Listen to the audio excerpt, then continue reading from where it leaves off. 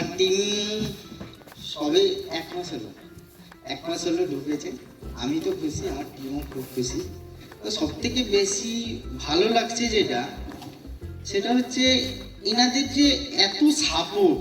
Last 1 সপ্তাহ আগে বিবেকবাবু আমাদের সবাইকে নিয়ে একটা কথা হলো যে বিবেকবাবু আমাদের ওখানে আসবেন হেলথের ব্যাপার নিয়ে। আমি সবাইকে বললাম যারা যারা কল নেবেন বিবেকবাবু আসবেন, তোমরা অ্যাক্টিভলি থাকো। তো 5 জন মতো কল নিয়েছিল হেলথে, সবাই করেছে। তার মধ্যে আমি ফাঁকে ফাঁকে কল রেখেছিলাম যে অ্যাটলিস্ট বিবেকবাবুর সাথে যেন থাকা যায়। তো সকাল 10:30 নাগাদ বিবেকবাবু ঢুকেছেন, রাত্রি 10:30 পর্যন্ত টানা নন স্টপ মিটিং করে গেছেন।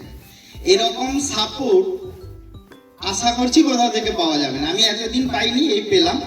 তার রেজাল্ট স্বরূপ বলি, ওই দিনকে 2 জন অ্যাক্টিভাইজ হয়েছে, কল হয়েছে নিয়ার অ্যাবাউট 10টা।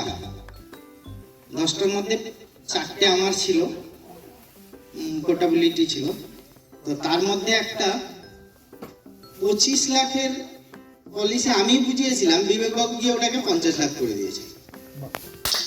ভাবুন, পলিসিটা কালকে আমাদের মিটিংয়ে বলা হয়েছে যে 40,000 টাকা করলে